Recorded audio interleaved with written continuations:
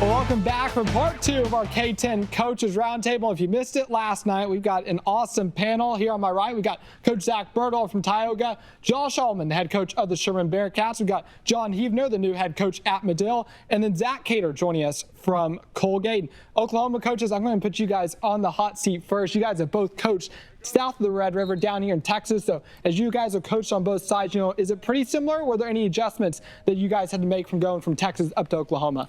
I mean, I think it was pretty similar. I think the biggest thing for us is just kind of like the different rules between the OSSA and the UIL, and, getting a certain amount of time here and you didn't get it there and everything like that. I think that's been the biggest adjustment for me. But as far as, Friday nights roll around, it's still, football, the pads are on, the lights are on, and we're ready to roll. So now turning to my Texas coaches then, what do you guys think makes football so special here in the Texoma area?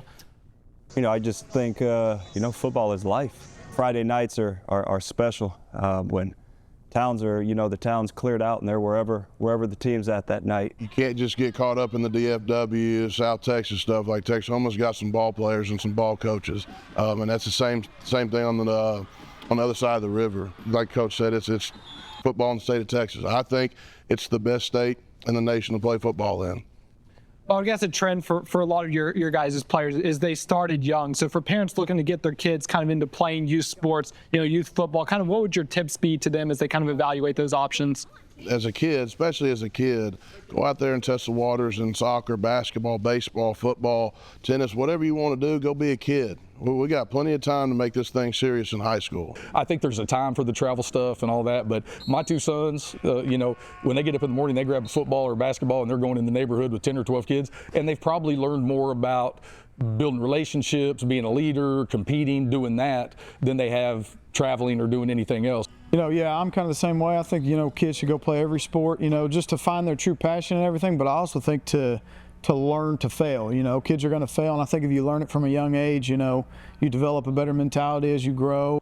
Well, guys, we've seen huge changes at the college football level, realignment, transfer portal, NIL. So down here at the high school level, what changes are you guys seeing to the game, and kind of what changes do you see coming in the next couple of years? Right off the top, I think it really hurts the high school football player. Your Power 4 schools aren't talking to you unless you have a measurable. Your D2s are almost not talking to you unless you have measurables, because once again, they just go pluck from the portal from a kid that's already proven himself, from a kid who's been in high school. And so what makes it hard for me as a coach is I'm teaching a kid to be a 4-year program player, and that's not what it translates to at the next level. We're preaching to our kids, we want to grow. We want to grow in adversity, not look to be saved. And now it's instilling in this important time in these young men's lives, like now there's a chance, like, that I got a little adversity, I'm gonna jump ship, I'm going to the portal, I'm just gonna go somewhere else. And that's battling through adversity. That's a lifelong lesson, and they might not be getting that now because there's an out. Well, coaches, let's land the plane. Just about a week away from practices getting underway. So as you look at kind of each of your programs, I want to hear from you guys. What are you guys most excited for your teams in 2024? We're excited just for year 2. Got a full off season with them. Kids are familiar. Like our weight room just runs itself now. So I think just the excitement from year 1 now coupled with the large returning group that we have back, and seeing where that can get us this year.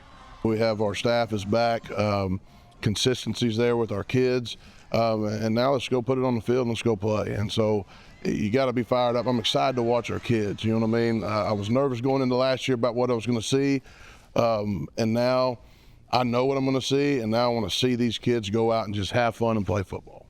I'm kind of in the same as them, year 2, and we've got a bunch of, players that are stepped up in leadership roles, and kind of seeing them if they can, truly take that when the lights come on.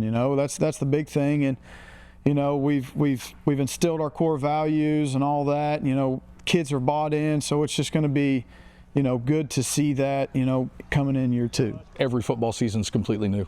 And so to go into a new season with a new team, there's so many unknowns for us, and we've got so much work to do, but we really have a great opportunity to strain and work and build a culture and hopefully get to the point where we're playing our best football. So I'm really, really excited to get that going and put the things that we're learning this summer into practice. Well, coaches, thank you so much for taking the time out of your summer to come talk football with us. And like we said, 2 days right around the corner. We're going to have team previews of all of our Texoma teams on KTEN News at 6 and 10 throughout the month of August. So make sure to tune in next Monday starting for that.